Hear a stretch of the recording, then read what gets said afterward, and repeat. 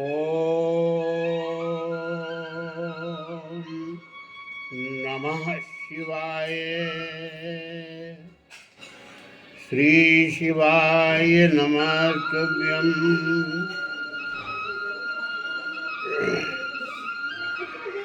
जिस समय त्रेता युग में भगवान श्री राघवेंद्र सरकार का प्राकट्य हुआ, माँ कौशल्या के कहने पर शिष्य रूप में आए। बड़ा ही आनंद मिला। इसी बीच में महर्षि विश्वामित्र जी को जिस समय मालूम हुआ कि भगवान चक्रवर्ती सम्राट दशरथ के यहाँ पर आ चुके हैं,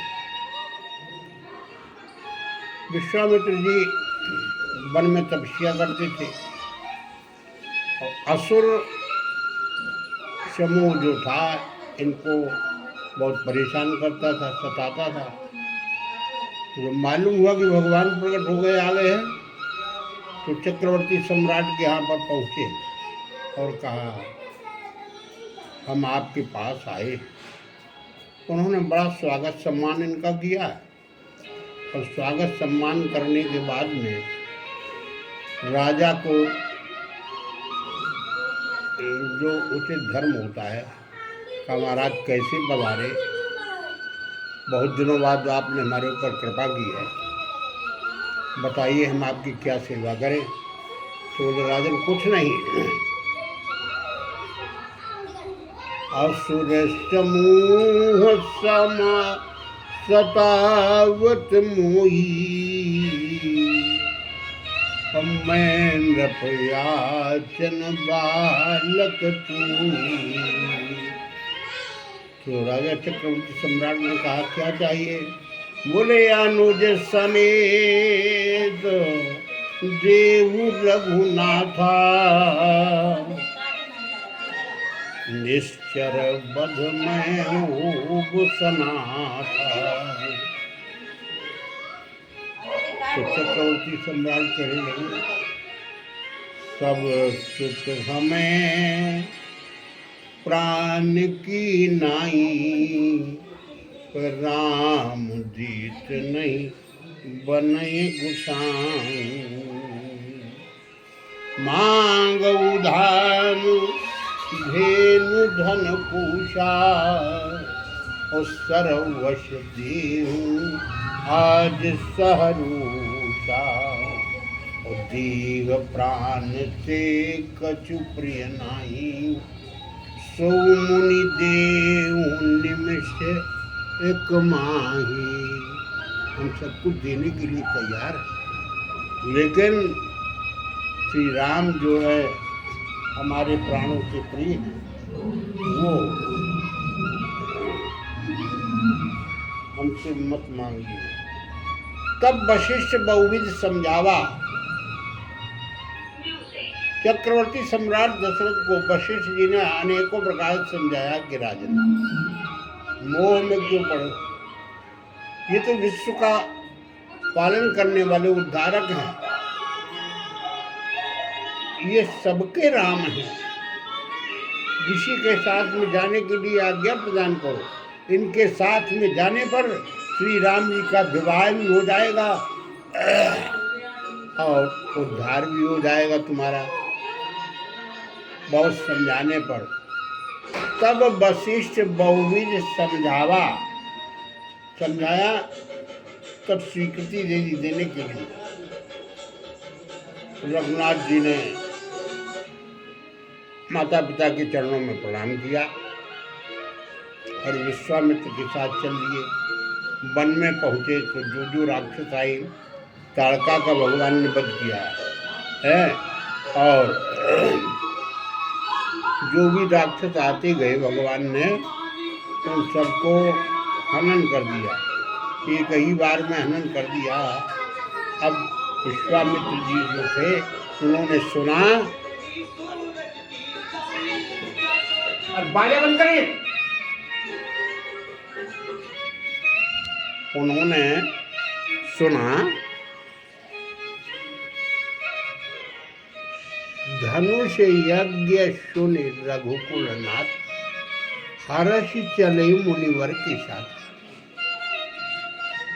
मिथिलापुरी में पहुंचे जाकर के विश्वामित्र जी के साथ में, और वहाँ पहुँच करके इनको उसके स्थान दिया गया।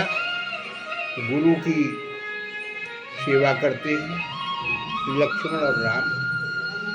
गुरु आज्ञा से पुष्प वाटिका में पहुँचे पुष्प लेने के लिए, पूजा के लिए। वहाँ पर पहुँचे तो चतुर सखी सब सुभग सयानी, चार सखियां उमा रमा अंबिका भवानी, वो भी फुलवगिया में गई हुई थी, इधर उधर भ्रमण कर रही थी। किशोरी जी की दृष्टि राम जी के ऊपर पड़ी और राम जी की दृष्टि किशोरी जी के ऊपर पड़ी।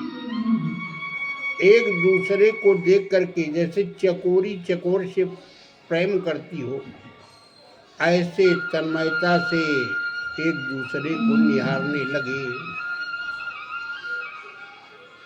इसी बीच में माली वहाँ का जो था वो कहने लगा, प्रभु आप बाग में प्रवेश न करें, क्यों पधारे? बोले हमें फूल चाहिए। तो बड़ा कोमल आपका शरीर है, कमल स्वरूपी चरण है, आप कृपा कीजिए, हम आपको अभी यहीं ला करके दे देंगे।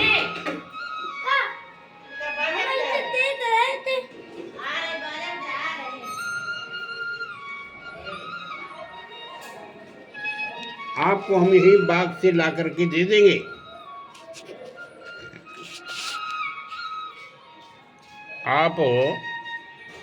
आपके कमल स्वरूपी चरण हैं,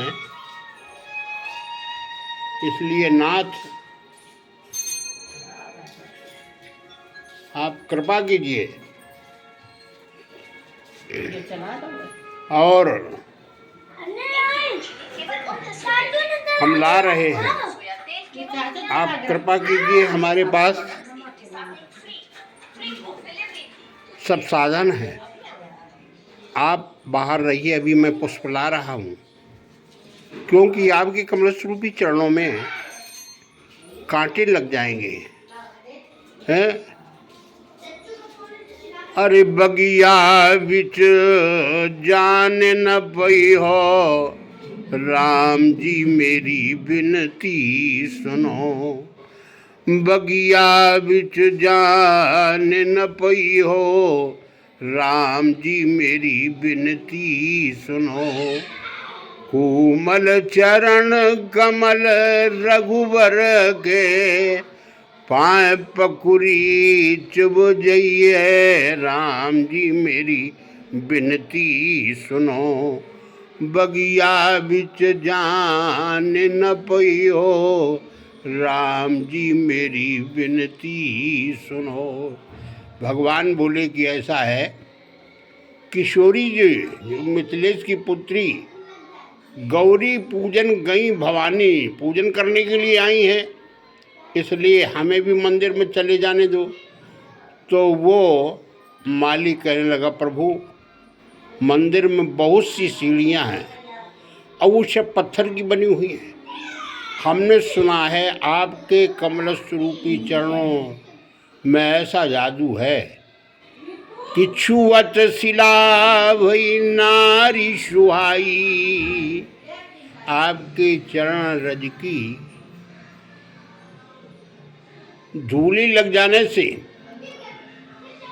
एक पत्थर की शिला जो थी वो नारी के रूप में परिवर्तित हो गई और यहाँ पर बहुत सी सीढ़ियाँ बनी और सब नारी बन गई हैं। बगिया बिच जान न पई हो, राम जी मेरी विनती सुनो। बगिया बिच जान न पई हो, राम जी मेरी विनती सुनो। अगर ये स्त्रियों में आपके चरणों का स्पर्श होगा, जाने कितनी स्त्रियां बन जाएंगी, तो होगा क्या है। इसलिए हमारे ऊपर आप कृपा कीजिए माली ने इस प्रकार से प्रार्थना की। भगवान जो थे वो आगे वहाँ से फूल लेकर के चले और महाराज विश्वामित्र के पास पहुँच करके पूजा में पुष्प दिए, उनको प्रणाम किया।